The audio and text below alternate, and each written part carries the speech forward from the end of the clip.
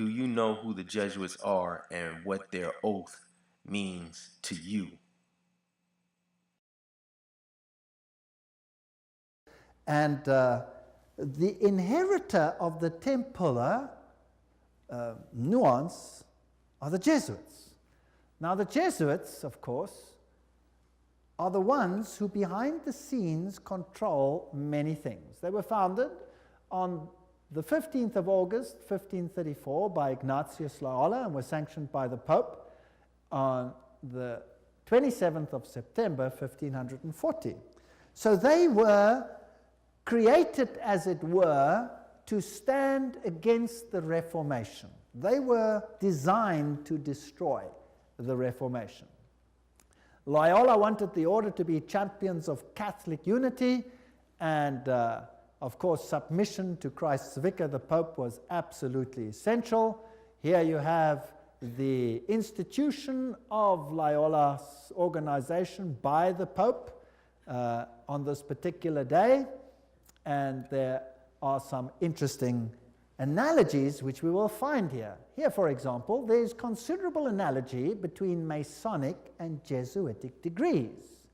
And the Jesuits also tread down the shoe and bear the knee because Ignatius Loyola thus presented himself at Rome and asked for the confirmation of the order. Now, who existed first?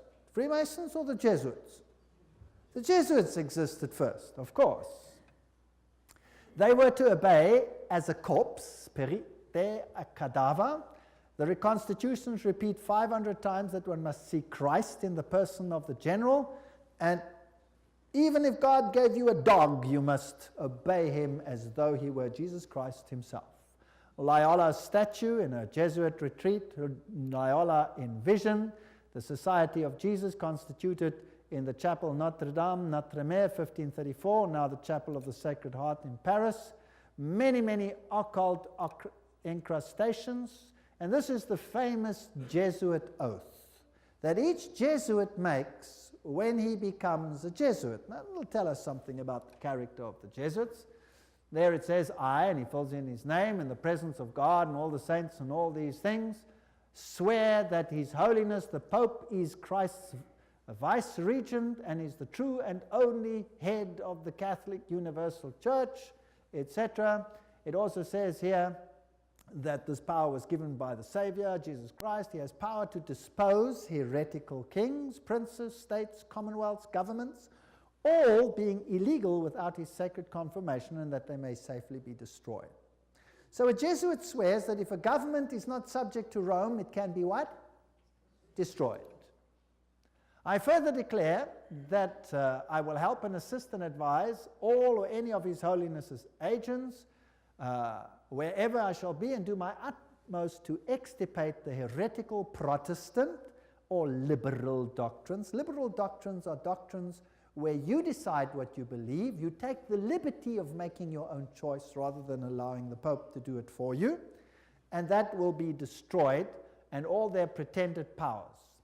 And that it doesn't matter where you send me in the world, I will obey. And I promise that I will have no opinion of my own. I will obey like a corpse.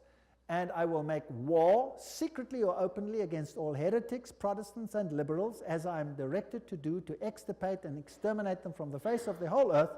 I will spare neither sex, age, nor condition, and I will hang, waste, boil, flay, strangle, bury alive these infamous heretics, rip up the stomachs and wombs of their women, crush their infants' heads against the wall in order to annihilate forever their execrable race. That's quite a nice Christian promise, would you agree? Very Christian promise.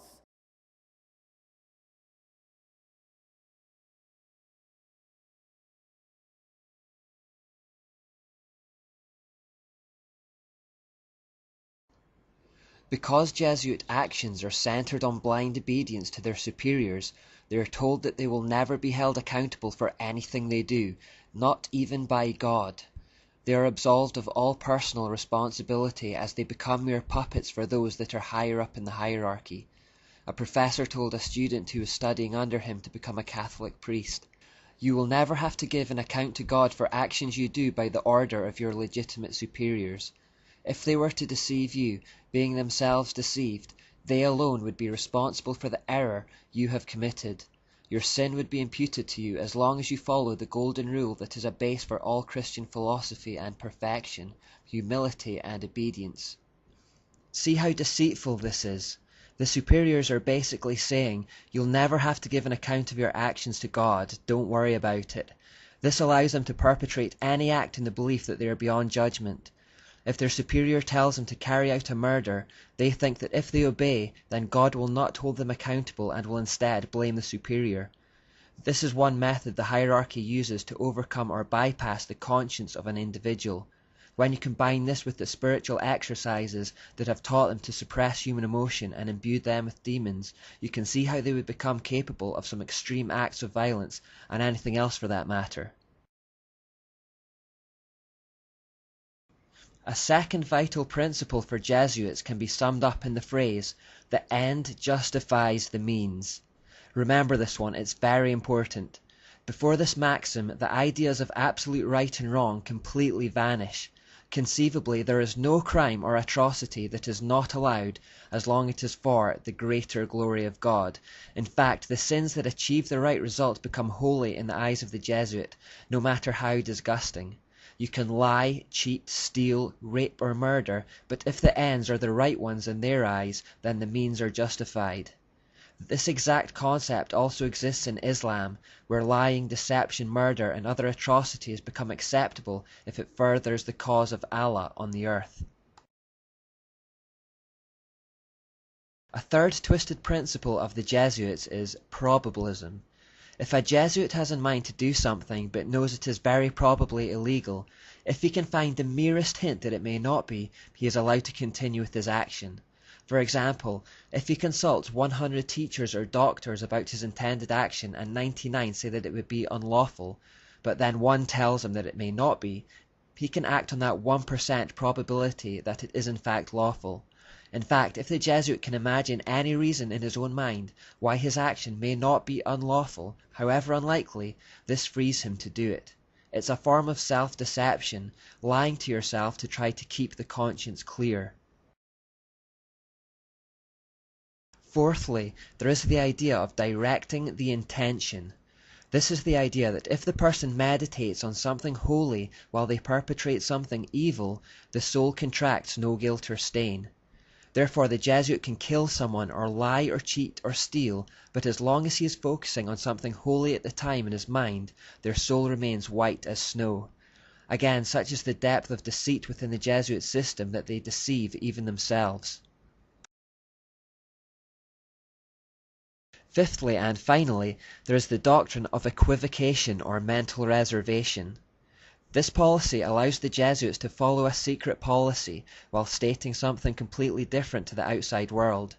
This is directly from the mysteries where secret doctrines and purposes were hidden under double meanings and secret symbols that seem quite innocent to the uninitiated.